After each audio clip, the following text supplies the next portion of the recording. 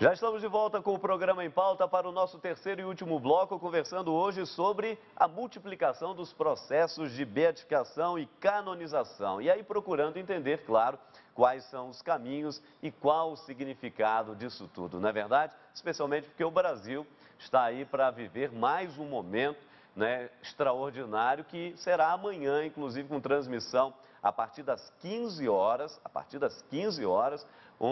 uma transmissão ao vivo, obviamente, direto de Baipendi, aqui no sul de Minas Gerais, onde será beatificada pelo cardeal Ângelo Amato, que é o prefeito da Congregação para a Causa dos Santos. Ele é o delegado do Sumo Pontífice, o Papa Francisco. É ele quem vai presidir a cerimônia de beatificação da Inha Chica. Mas quem foi essa Inha Chica, esta serva de Deus e que agora é beatificada pela igreja?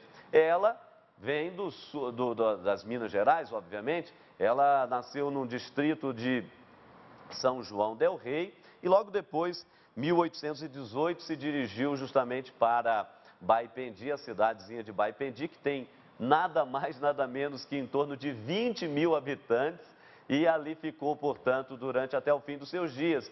E a celebração de amanhã se espera aí mais de 40 mil pessoas, 50 mil, imagine, numa cidadezinha que cabem apenas 20 mil habitantes. Vai ser realmente uma festa, vai ser um momento de celebração da fé, da santidade, da glória de Deus, do compromisso, enfim, com essa vida nova, extraordinário. E a Canção Nova vai levar isso para você a partir de amanhã, então não deixe de acompanhar. E também vão estar presentes lá, claro, além de autoridades civis e religiosas, também aquela professora que foi quem fez a experiência do milagre pela intercessão da Inha Chica. É a professora Ana Lúcia Meireles, ela que tem 63 anos, ela tinha um defeito congênito no coração, ela tinha um defeito congênito no coração, foi 15 horas, foi o que eu falei, um defeito congênito no coração,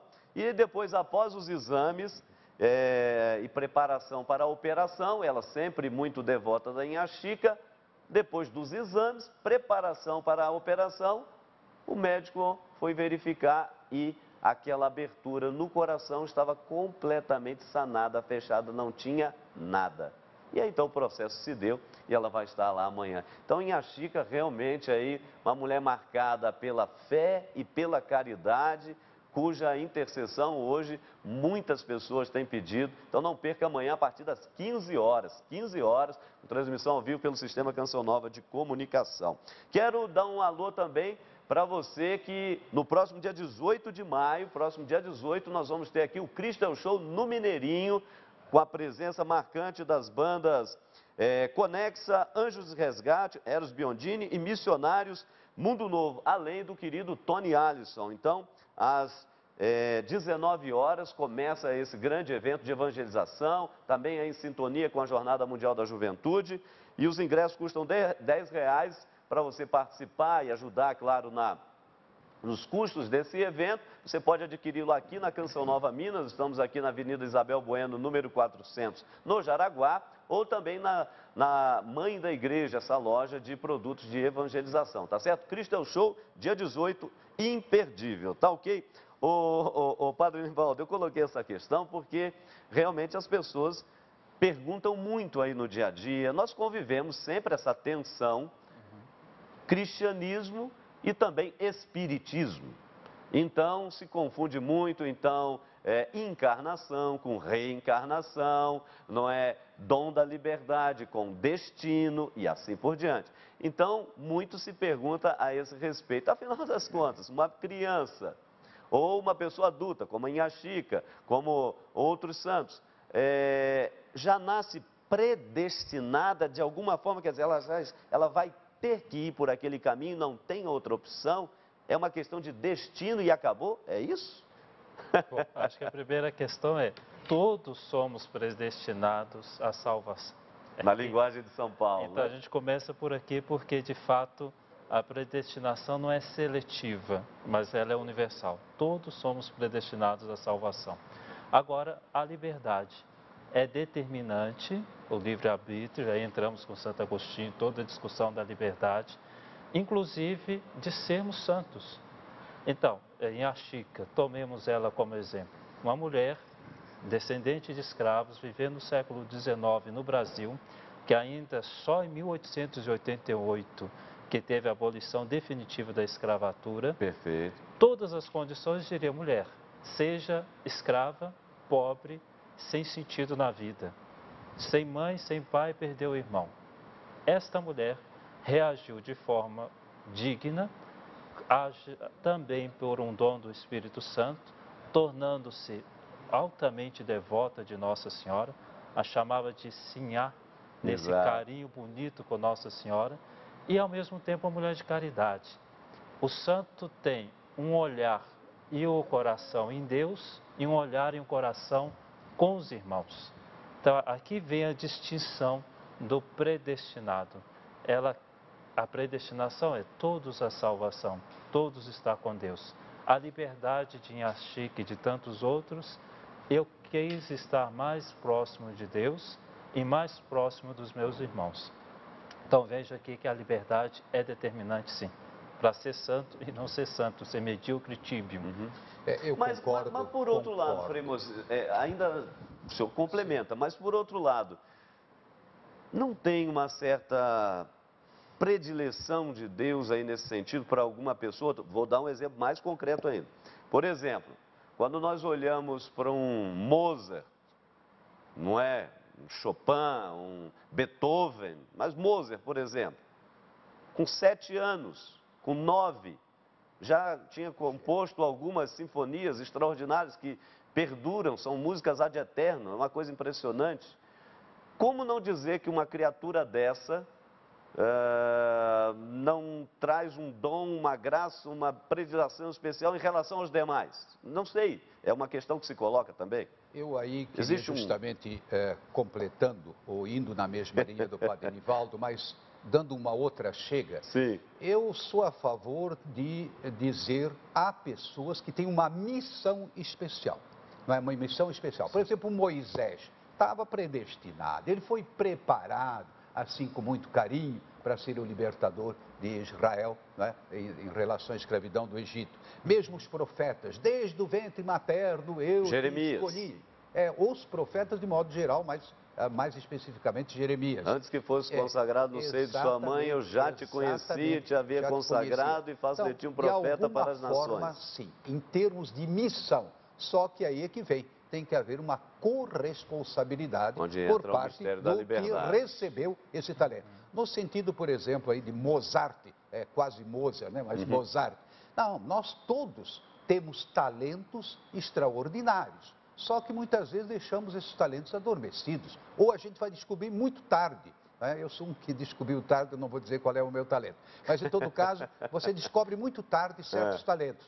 E assim, não é? O clima familiar é muito importante, Odetinha, o clima, digamos assim, da sua comunidade de fé. Não tem dúvida, tudo isso ajuda. Santa Maria Goretti. Uma família profundamente religiosa, piedosa, correta, trabalhadores. Quer dizer, o ambiente ajuda muito, O ambiente ajuda, não tem dúvida. Agora, uma certa predestinação, eu acho que existe, mas sempre exigindo, evidentemente, a corresponsabilidade. Para toda proposta tem que haver uma resposta, E certamente há santos, não é, que, vamos dizer assim, custaram a entender esse seu chamado.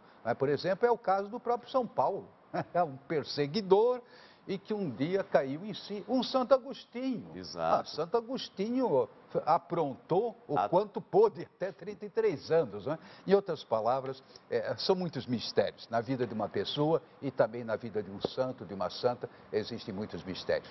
Nós estamos caminhando aqui já para o final do nosso programa. O Padre Nivaldo, o santo é uma pessoa, então, portanto, que deu certo, é um ser humano que acertou o caminho, que realmente potencializou um pouco mais essa nossa vocação de ser humano, porque ser humano é vocação, não é?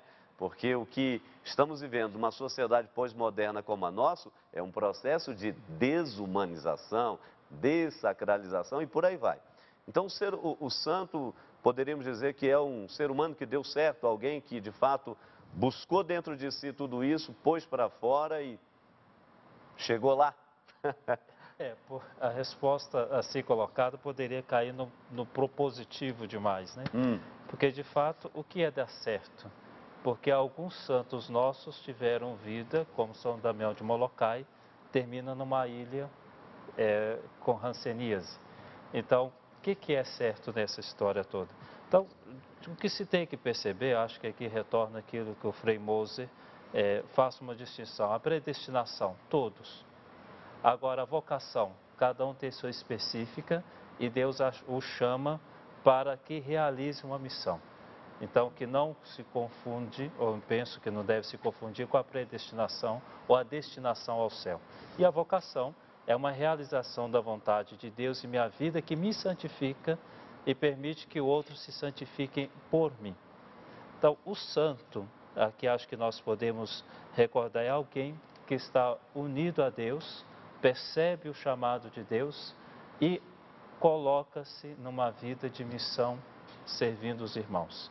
Então, acho que esse binário é importante, porque o santo não se desloca desta realidade, aí vem a questão do ser humano, e ao mesmo tempo se coloca nessa realidade, vivendo as virtudes, as teologais e também as virtudes humanas, de uma forma maior ou mais clara, não todas, mas de algum modo vivendo as virtudes. Mas quando eu digo, por exemplo, o santo é um ser humano que deu certo, eu quero dizer justamente nesse contexto de potencializar os dons e talentos que Deus colocou em todas as pessoas, usando aqui a expressão Deus, porque estamos falando a partir do cristianismo, cada um de nós não é de modo geral sendo cristãos, católicos aqui no caso, quer dizer, sabendo que recebemos esses dons, né, do amor, da esperança, da fé, potencializar isso. Eu citar, por exemplo, o São Damião, né, o santo de Molokai, aquele santo que viveu naquelas ilhas havaianas, né, e que numa comunidade de leprosos potencializou isso, ou seja, num ambiente de completo caos, quase um certo inferno, ele fez uma experiência de céu e transbordou esse céu. Interessante que quando morreu, ele morreu de hanseníase, de lepra, mas olha o detalhe, Frei Moser, as lepras nos lugares do crucificado. Ou seja, ele teve uma espécie de estigmas a partir da opção que fez pelos leprosos. Muito interessante, né? Quer dizer, é nesse sentido de potencializar onde quer que seja. Ou seja, a gente tem que florir aonde é plantado, não é isso? Exatamente. Então, o santo é um ser humano, um filho de Deus que deu certo e que correspondeu a uma vocação e transformou a sua existência e a dos outros. Aí a santidade se completa ou se esclarece. Então é uma união com o céu, volto a dizer, com o céu e com os irmãos. E aqui então vem o verdadeiro sentido da santidade. E é nesse sentido que a igreja, portanto, precisa de santos, muitos santos, não somente o nosso Brasil, Frei? Caminhando aqui para o final. Perfeitamente, sem dúvida nenhuma. Acordar essa consciência do chamado, acordar a consciência da corresponsabilidade e, como ele diz, um olhar para Deus, um olhar para os irmãos, um olhar para o céu, outro para a terra, como no Pai Nosso. A primeira parte, não é? Pai Nosso que estás no céu, o pão nosso de cada dia, não é? Conjugando céu e terra. Agora, na linha da realização, o Padre Nivaldo não vai tomar a mala, eu não estou corrigindo. Imagina, eu estou vendo que a historiador, ele é realmente assim, não é? Bem categorizado. Gostei muito, eu acho que deu um panorama e a gente tem uma melhor compreensão agora do que é vir a ser santo. Mas eu iria prosseguir nessa linha, não é? De uma certa, eu diria, vocação, de uma predestinação, no sentido da missão, não é? Agora, nós todos devemos descobrir isso, não é? E aí eu volto à mesma ideia de antes, o contexto ajuda, não é? Por exemplo, mesmo São Damião, aí como você diz, um certo contexto, agora aí vem a realização humana. Não se pense que o santo é um fracassado, o santo é alguém todo aí esmilinguido. Não, pode ser uma pessoa forte, saudável, uma pessoa que tenha êxito, grande sucesso. Santo Antônio teve grande sucesso como pregador, etc. Então, não se trata disso, não é?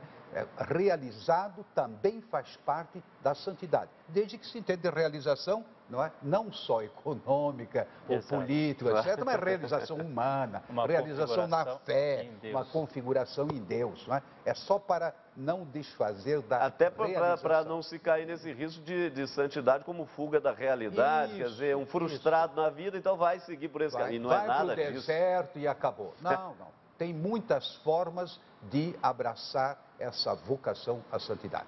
Tá certo. Nós estamos aqui praticamente no encerramento do nosso programa, mas gostaria de pedir ao Padre Nivaldo, por favor, e agradecendo sua presença aqui no Em Pauta, se eu dirigisse então aos nossos telespectadores uma mensagem, né?